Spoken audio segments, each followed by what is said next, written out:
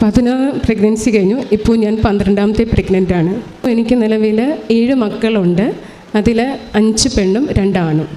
ഇരിക്കട്ടെ, ഈ മാതാവിൻ്റെ മുന്നിൽ വന്ന് ഇങ്ങനൊരു സാക്ഷ്യം പറയാൻ അവസരമൊരുക്കിയ പരിശുദ്ധ അമ്മയ്ക്ക് 1000 നന്ദി പറയുന്നു. എൻ്റെ പേര് വിനീഷ. ഞാൻ എറണാകുളത്തു നിന്ന് വരുന്നു. എനിക്ക് കർത്താവ് ഒത്തിരി മക്കളെ തന്നിട്ടുണ്ട്. എനിക്ക് 11 പ്രഗ്നൻസി കർത്താവ് എനിക്ക് തന്നിരുന്നു. അതിൽ 2 അബോർഷനുണ്ടായി. ബാക്കിയെല്ലാം എനിക്ക് നോർമൽ ഡെലിവറിയിലൂടെ ദൈവം എനിക്ക് തന്നതാണ്. പക്ഷേ എന്താ കുഴപ്പമെന്ന് വെച്ചാൽ, എനിക്ക് ഉണ്ടാവുന്ന ആൺകുട്ടികൾക്കെല്ലാവർക്കും ബ്ലഡിൽ പ്ലേറ്റ്ലെറ്റിൻ്റെ കൗണ്ട് കുറവായിരിക്കും. അത് ഒരു 6 മാസം എൻ്റെ പ്രഗ്നൻസിയിൽ ആദ്യത്തെ 2 അബോർഷനായിരുന്നു. 3ാമത്തെ കുട്ടി ഇതുപോലെ ഒരു രോഗമായിട്ടാണ് ജനിക്കുന്നത്. 6 മാസമായപ്പോഴാണ് ഞാനത് അറിയുന്നത്.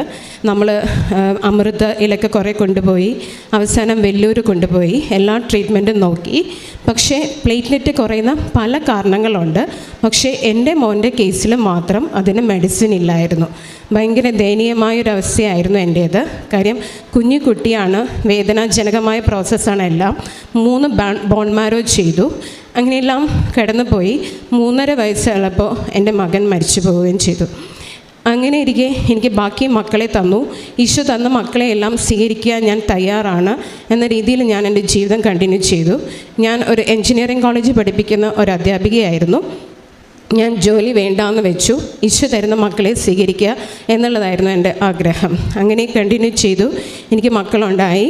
അതിൽ പിന്നീടും ഒരു ആൺകുട്ടിക്ക് ഇതേ അസുഖമുണ്ടായി. പക്ഷേ ഞാൻ പൂർണ്ണമായും കർത്താവിൽ വിശ്വസിക്കുന്ന ഒരു വ്യക്തിയായിരുന്നു. എൻ്റെ മകനെ ഇതൊന്നും ബാധിക്കില്ല, അത് പ്രൊട്ടക്റ്റ് ചെയ്ത് പോവും എന്ന് തന്നെയായിരുന്നു എൻ്റെ വിശ്വാസം. പക്ഷേ 5.5 വയസ്സുള്ളപ്പോൾ അവനും ഇതുപോലെ വീട്ടിൽ എല്ലാവർക്കും ഒരു പനി വന്നു. എല്ലാവരും പനിയിൽ നിന്ന് റിക്കവറായി. അവൻ മാത്രം പനിയിൽ നിന്ന് റിക്കവറായില്ല. പിന്നീട് അത് മരണത്തിലേക്ക് വിട്ടുപോയി. ഞങ്ങൾക്ക് മറിയായിരുന്നു. കാര്യം പിടിച്ചു നിൽക്കുന്നതിൽ ഒരു ഇതില്ല. കാര്യം അവൻ്റെ പിന്നീട് ട്രീറ്റ്മെൻ്റ് എന്ന് പറയാൻ ഒന്നുമില്ലായിരുന്നു. അവൻ മരിച്ചതിന് ശേഷമാണ് ഒരു 2 ആഴ്ച കഴിഞ്ഞപ്പോഴാണ് ഞാൻ മനസ്സിലാക്കുന്നത് എൻ്റെ കൂടെ 2 ആൺകുട്ടികൾ അപ്പം ബാക്കിയുണ്ട്. അതിൽ ഒരാൾക്കും ഇതേ അസുഖമുണ്ട് എന്നുള്ളത്. ആ സമയത്താണ് ഞാൻ കൃപാസനത്തെപ്പറ്റി കേൾക്കുന്നതും ഒരമ്മ എന്നുള്ള രീതിയിൽ നല്ല രീതിയിൽ തന്നെ ഞാൻ പ്രാർത്ഥനാ ജീവിതം കണ്ടിന്യൂ ചെയ്യുന്നൊരു വ്യക്തിയായിരുന്നു. പക്ഷേ ഈ മരണത്തിൻ്റെ മുന്നിൽ ഞാൻ ശരിക്കും തോറ്റുപോവുകയായിരുന്നു. ഒരമ്മ എന്നുള്ള രീതിയിൽ എൻ്റെ മക്കൾക്ക് എവിടെ നിന്ന് എന്നിൻ്റെ പ്യൂരിഫിക്കേഷൻ എത്രത്തോളം എന്നുള്ളത് ഞാൻ മാക്സിമം ശ്രമിച്ചിരുന്നു. എന്നാൽ അതുകൊണ്ടൊന്നും അതിനെ റിക്കവർ ചെയ്യാൻ എനിക്ക് പറ്റിയിരുന്നില്ല. അങ്ങനെയാണ് ഞാൻ കൃപാസനത്തിൽ വരുന്നത്. ഞാൻ വന്നു, ഇവിടെ ഉടമ്പടി എടുത്തു. എനിക്ക് പ്രത്യേകിച്ച് ഒന്നും അറിയത്തില്ലായിരുന്നു. ഞാൻ ഉടമ്പടി എടുത്തു പോയി. പക്ഷേ 2-3 ആഴ്ച കഴിഞ്ഞപ്പോഴാണ് ഞാൻ മനസ്സിലാക്കുന്നത് ഞാൻ ഇനി പ്രഗ്നൻ്റ് ആവില്ല എന്നാണ് ഞാൻ തീരുമാനിച്ചിരുന്നത്. കാര്യം അതിനുള്ള ഒരു ധൈര്യം എനിക്കുണ്ടായിരുന്നില്ല. 6 നിയോഗങ്ങൾ എഴുതാൻ പറഞ്ഞപ്പോൾ ആദ്യത്തെ നിയോഗം എൻ്റെ മോൻ്റെ പൂർണ്ണ സഖ്യമായിരുന്നു. പിന്നെ ഞാൻ ലോകത്തിലേക്ക് എന്നുള്ള രീതിയിൽ ചിന്തിച്ചു. എൻ്റെ പ്രൊഫഷൻ അതൊക്കെ ഞാൻ വേണ്ട എന്ന് വെച്ചതാണ്. പക്ഷേ ഞാനിങ്ങനെ ഈശോയോട് പറഞ്ഞു, ഈശോയെ ഞാനിതെല്ലാം വേണ്ട എന്ന് വെച്ചതാണ്. ഇനി നീ ഇന്ന് ആഗ്രഹിക്കുക, ഞാൻ 3ാമത്തെ ഒരു മരണത്തെയും കൂടിയാണ് ഫേസ് ചെയ്യണമെങ്കിൽ അതിനുള്ള ധൈര്യം എനിക്ക് തരാം. കാര്യം അത്രയ്ക്കും മാനസികാവസ്ഥ എൻ്റെ തകർന്നിരുന്നു. പക്ഷേ ഞാൻ ഇവിടുന്ന് ഉടമ്പടി എടുത്തു പോയി. 2-3 ആഴ്ച കഴിഞ്ഞപ്പോൾ ഞാൻ അറിയുകയാണ് ഞാൻ പ്രഗ്നൻ്റ് ആണെന്നുള്ളത്. പിന്നീട് എനിക്ക് ഉടമ്പടിയായിട്ട് പ്രാർത്ഥനയോ അതൊന്നും എനിക്ക് കണ്ടിന്യൂ ചെയ്യാൻ പറ്റുന്നുണ്ടായിരുന്നില്ല. ഞാൻ പ്രഗ്നൻ്റ് ആയ ഭയങ്കര ക്ഷീണമായിരിക്കും എനിക്ക്. എങ്കിലും പിന്നീട് കുറച്ച് നാൾ കഴിഞ്ഞപ്പോൾ ഞാൻ ഇവാലുവേറ്റ് ചെയ്യുമ്പോഴാണ് മാതാവ് എന്നെക്കൊണ്ട് എല്ലാം ചെയ്യുന്നുണ്ടായിരുന്നു. പള്ളിയിൽ പോകുന്നതും ബൈബിള് വായിക്കുന്നതും കൊന്ത ചെല്ലുന്നതും എല്ലാം എൻ്റെ ഒരു റുട്ടീൻ ഭാഗമായിട്ട് മാറിയിരുന്നു. കാരുണ്യപ്രവൃത്തിയായിട്ട് പുറമേ ഒന്നും പോയി ചെയ്യാൻ എനിക്ക് പറ്റിയില്ലായിരുന്നു. കാര്യം വീട്ടിലെ കാര്യങ്ങൾ തന്നെ നിന്ന് തിരിയാൻ പറ്റാത്തത്ര ഞാൻ ടൈറ്റായിരുന്നു. അങ്ങനെയായിരുന്നു എൻ്റെ പ്രഗ്നൻസി കഴിഞ്ഞു. നല്ല നോർമൽ ഡെലിവറിയിലൂടെ എനിക്കൊരു മോളെ ഈശോ തന്നു. അത് കഴിഞ്ഞ് ഞാൻ പറഞ്ഞു ഞാൻ ഡെലിവറി കഴിഞ്ഞു, ഞാനിവിടെ വന്ന് ഉടമ്പടി പുതുക്കണം. കാരണം എപ്പോൾ വേണമെങ്കിലും എൻ്റെ മോൻ്റെ അസുഖം എന്നെ ആഞ്ഞു പിടിക്കാവുന്ന സിറ്റുവേഷനാണ് എനിക്ക്. ഞാനിവിടെ വന്ന് ഉടമ്പടി പുതുക്കി. ഞാൻ നവംബർ 10 ഉടമ്പടി പുതുക്കുന്നത്. ഒരു ഡിസംബർ 12-13 ആയപ്പോഴേക്കും എൻ്റെ വീട്ടിൽ ഒരാൾക്ക് പനി വന്നാൽ എല്ലാവർക്കും പനി വരും. എല്ലാവർക്കും പനി വന്നു.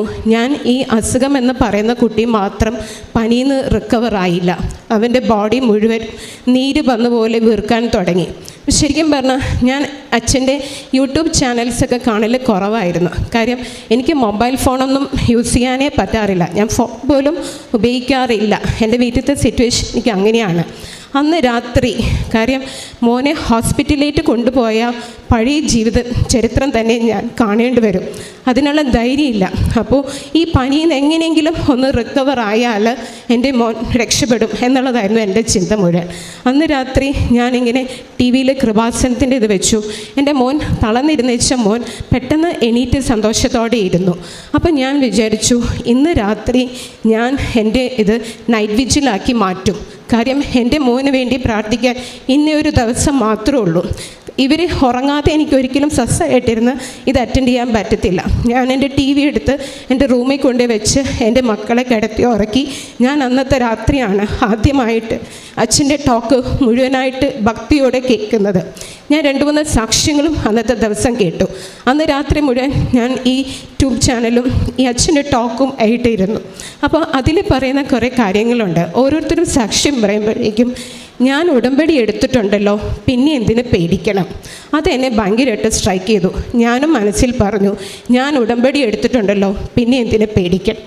പിറ്റേ ദിവസം രാവിലെ ഹസ്ബൻഡ് ഓഫീസിൽ പോകുന്നില്ല എന്ന് പറഞ്ഞിട്ട് മോനെ നേരെ ഹോസ്പിറ്റലിലേക്ക് കൊണ്ടുപോകാനുള്ള ധൈര്യം ഞങ്ങൾക്ക് ഉണ്ടായിരുന്നില്ല. ഹസ്ബൻഡ് അടുത്തുള്ള ഒരു ക്ലിനിക്കിൽ കൊണ്ടു ചെന്നു. കാര്യം ഇത് അല്ലാന്ന് അവർ പറയണം, അതാണ് ഞങ്ങളുടെ ആഗ്രഹം. പക്ഷേ ഡോക്ടർ മോനെ കണ്ട ഉടനെ പറഞ്ഞു, കാര്യം മോൻ്റെ ബോഡിയൊക്കെ 2 വയസ്സേ മോനുള്ളൂ, ബോഡിയൊക്കെ നീര് പോലെ വീർത്തിട്ടുണ്ട്. കണ്ടപ്പോഴേ പറഞ്ഞു കുട്ടിക്ക് ഡെങ്കു ആണെന്ന് ഫീൽ ചെയ്യുന്നു, കുട്ടിയുടെ പ്ലേറ്റ്ലെറ്റ് ഭയങ്കര ലോ ആണെന്ന് തരും. അത് പറഞ്ഞപ്പോൾ തന്നെ ഹസ്ബൻഡ് ഞങ്ങളുടെ ഹിസ്റ്ററി പറഞ്ഞു. അപ്പോൾ പറഞ്ഞു എന്ത് ചെയ്യണമെങ്കിലും ബ്ലഡ് ചെക്ക് ചെയ്യണം, അല്ലാതെ നമുക്കൊന്നും ചെയ്യാനില്ല എന്ന് പറഞ്ഞു. ഹസ്ബൻഡ് ഡോക്ടറിൻ്റെ അടുത്ത് പോയത് ഹസ്ബൻഡിൻ്റെ ഒരു ഫ്രണ്ടിൻ്റെ കൂടെയാണ് പോയത്. ആ ഫ്രണ്ട് ഒരു വൈദികനായിരുന്നു. അച്ഛനും പനിയായിരുന്നു. അച്ഛൻ നെക്സ്റ്റ് പേഷ്യൻ്റായിട്ട് ഡോക്ടറിൻ്റെ അടുത്ത് കയറി. അപ്പോൾ ഒരു വൈദികനാണെന്ന് മനസ്സിലായിട്ട് ആ ഡോക്ടർ അച്ഛനോട് പറഞ്ഞു, ഇപ്പോൾ ഒരു കുട്ടി ഇറങ്ങിപ്പോയില്ലേ, ആ കുട്ടിയുടെ കാര്യം കുറച്ച് സീരിയസ് ആണ്, അതായത് കിടിച്ച് കിട്ടില്ല എന്നുള്ളതായിരുന്നു ആ ഡോക്ടറിൻ്റെ വാക്ക്. അപ്പോൾ അച്ഛൻ പറഞ്ഞു എനിക്കറിയാവുന്ന ഫാമിലിയാണ് എന്ന് പറഞ്ഞു. ഇവർ തിരിച്ചു വന്നു. അവർ സാധാ ക്ലിനിക്കിലൊക്കെയാണ് ആദ്യം ചെക്ക് ചെയ്യാമെന്ന് വിചാരിച്ചത്. പിന്നെ നമുക്ക് ഷുവറാണ്, കാര്യം ഇത് പ്ലേറ്റ്ലെറ്റ് കുറവാണ്. എന്ത് കുറഞ്ഞാലും പിന്നെ ഇതിന് റെമഡി ഹോസ്പിറ്റലിലേ ഉള്ളൂ, പ്ലേറ്റ്ലെറ്റ് കയറ്റുക, അതേ ഉള്ളൊരു സൊല്യൂഷൻ. അങ്ങനെ വന്നപ്പോഴേക്കും ഹസ്ബൻഡ് അവസാനം തീരുമാനിച്ചു ഹോസ്പിറ്റലിലേക്ക് തന്നെ പോവാം. അവിടെ ചെന്നു, ബ്ലഡ് ചെക്ക് ചെയ്തു. 2 hours കഴിഞ്ഞ് റിസൾട്ട് വരുള്ളൂ. റിസൾട്ട് വന്നു. ആ ബ്ലഡ് റിസൾട്ടും കൊണ്ട് ഞാൻ വീട്ടിലിരിക്കുകയാണ്. എൻ്റെ കയ്യിലോട്ട് തന്നു. ഞാൻ പൊട്ടിക്കരഞ്ഞു. കാര്യം എൻ്റെ മോൻ്റെ ബ്ലഡ് കൗണ്ട് 3.3 lakh, 10,000 സാധാരണ കാണിക്കുന്നത്, അത് 3.3 lakh. ഒന്ന് മാറ്റി എഴുതിയാൽ ഈശോൻ്റെ 33 years മായ്ച്ചു വായിക്കേണ്ടി വരും. അങ്ങനെ കർത്താവ് ഒരു വേദനയില്ലാതെ, ഒരു മരുന്നില്ലാതെ, ഒരു പൈസ ഇല്ലാതെ എൻ്റെ മോന് പൂർണ്ണ സൗഖ്യം തന്നു. ഈശോയെ നന്ദി. ഞങ്ങളെല്ലാവരും കൂടിയാണ് വന്നിരിക്കുന്നത്. ഞാൻ മാതാവിനെ മാപ്പ് പറയുകയാണ്. കാര്യം എൻ്റെ ഹസ്ബൻഡും ഫാമിലിയും എല്ലാവരും കൂടി ആലപ്പുഴയിലൊരു ഫംഗ്ഷന് പോയപ്പോൾ ഞാനിവിടെ കയറി ഇരിക്കുമായിരുന്നു. അവരിവിടെ തിരിച്ചു വന്നു, പോകാൻ ധൃതി പിടിച്ചു. അപ്പം ഞാൻ മാതാവിനോട് സാക്ഷ്യം പറയുന്നില്ല എന്ന് പറഞ്ഞ് പോകാൻ പോയപ്പോൾ എൻ്റെ കൂട്ടത്തിൽ ഒരു മോനെ മിസ് ചെയ്തു. അപ്പോൾ അവനെ കണ്ടുപിടിക്കാനുള്ള വെപ്രാളത്തിൽ ഞങ്ങൾ ഓടിപ്പിടിച്ചപ്പോൾ ഞാൻ മാതാവിനോട് പറഞ്ഞു, മാതാവേ ഞാൻ സാക്ഷ്യം പറയാതെ തിരിച്ചു പോകത്തില്ല, എൻ്റെ മോനെ വേഗം കണ്ടുതരാൻ. അവനെ ഓഫീസിൽ ആരോ കൊണ്ട് ഏൽപ്പിച്ചു, തിരിച്ചു കെട്ടുവച്ചിട്ട്. യേശുവേ നന്ദി. വിശുദ്ധ ഗ്രന്ഥത്തിൽ ലേവ്യരുടെ പുസ്തകം 26-ാം അധ്യായം 9 തിരുവചനം ഇപ്രകാരം അരുളി ചെയ്യുന്നു: ഞാൻ നിങ്ങളെ കടാക്ഷിക്കുകയും സന്താന പുഷ്ടി നൽകി നിങ്ങളെ വർദ്ധിപ്പിക്കുകയും ചെയ്യും, നിങ്ങളുമായി ഞാൻ എൻ്റെ ഉടമ്പടി ഉറപ്പിക്കും.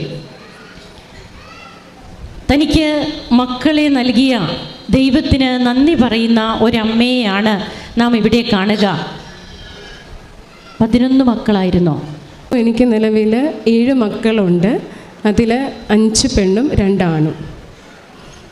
ഇപ്പോഴെത്ര മക്കളുണ്ട്? അപ്പോൾ നാം കേട്ട് കഴിഞ്ഞു. അങ്ങനെ ആൺകുട്ടികൾക്ക് ജന്മം കൊടുക്കുമ്പോൾ ആ കുഞ്ഞുങ്ങൾ മരിക്കുന്ന ഒരു അവസ്ഥ, അതാണ് ഈ മക്കൾ ഇവിടെ സാക്ഷ്യം പറഞ്ഞത്. പിന്നീട് ഇങ്ങനെയാണ് നാം വ്യക്തമായിട്ട് കേട്ടതാണ്, ഇനി സിസ്റ്റർ ആവർത്തിക്കേണ്ട കാര്യമില്ല. അപ്പോൾ തിരുവചനം പറയുന്നത് പോലെ ഭൂമിയിൽ ദൈവം നമുക്ക് ദാനമായി നൽകുന്ന മക്കളെ ഇരു കൈകളും നീട്ടി സ്വീകരിക്കുവാൻ ഇന്ന് മടിക്കുന്ന ഒരു ലോകത്ത് ഈ അമ്മയുടെ സാക്ഷ്യം അതിന് തൻ്റെ ജോലി പോലും വേണ്ട എന്ന് വയ്ക്കുന്നു. തനിക്ക് കുഞ്ഞുങ്ങളെ മതി, കുഞ്ഞുങ്ങളെ വളർത്തുന്നു, ആ കുഞ്ഞുങ്ങൾക്ക് വേണ്ടിയിട്ട് ജീവിക്കുന്നു. ഉടമ്പടി ധ്യാനം ഒരു ദിവസം നൈറ്റ് വിച്ചിലായിട്ട് ഉടമ്പടി ധ്യാനത്തിൽ പങ്കെടുക്കുകയും സാക്ഷ്യങ്ങൾ കേൾക്കുകയും അത് തൻ്റെ മകന് വേണ്ടിയിട്ട് സമർപ്പിക്കുകയാണ് ആ ഉടമ്പടി ധ്യാനത്തിൽ പങ്കെടുത്ത്. അങ്ങനെ എങ്ങനെയാണ് ആ മകൻ്റെ പ്ലേറ്റ്ലെറ്റ് കൗണ്ട് കൂടുന്നത്, അതെത്രയോ ലക്ഷമായിട്ട് കൂടി, ഇതൊക്കെ നാം കേട്ടു കഴിഞ്ഞു. തൻ്റെ ജീവിതത്തിൽ ദൈവം നൽകിയ കൃപകൾക്ക് കാരുണ്യ പ്രവൃത്തികളും പ്രേക്ഷിത പ്രവർത്തനവും ഒക്കെ ചെയ്യുവാൻ തൻ്റെ മക്കൾ ഉള്ളപ്പോഴും ഈ അമ്മ സമയമെടുക്കുന്നുണ്ട്. ഈ കുടുംബം അതിനു വേണ്ടിയിട്ട് വില കൊടുക്കുന്നുണ്ട്. ആ വിലയാണ് ദൈവത്തിൻ്റെ മുമ്പിൽ ഇവരെ വിലയുള്ളതാക്കി തീർക്കുന്നത്. ആ ത്യാഗമാണ്. അതാണ് ഇവിടെ വന്ന് നിന്ന് സാക്ഷ്യം പറയുക. അപ്പോൾ സാക്ഷ്യം പറയുവാൻ മടിക്കുമ്പോൾ പരിശുദ്ധ അമ്മ നമ്മുടെ ജീവിതത്തിൽ ഇടപെടും. അതിനും കൂടി ഒരു കാരണം ഇന്നുണ്ടായി. അതും ഈ മകള് മാപ്പ് പറഞ്ഞു, ഇവിടെ പറഞ്ഞു, ഉടനെ വന്ന് സാക്ഷ്യം പറഞ്ഞിട്ടേ പോവുകയുള്ളൂ എന്ന്.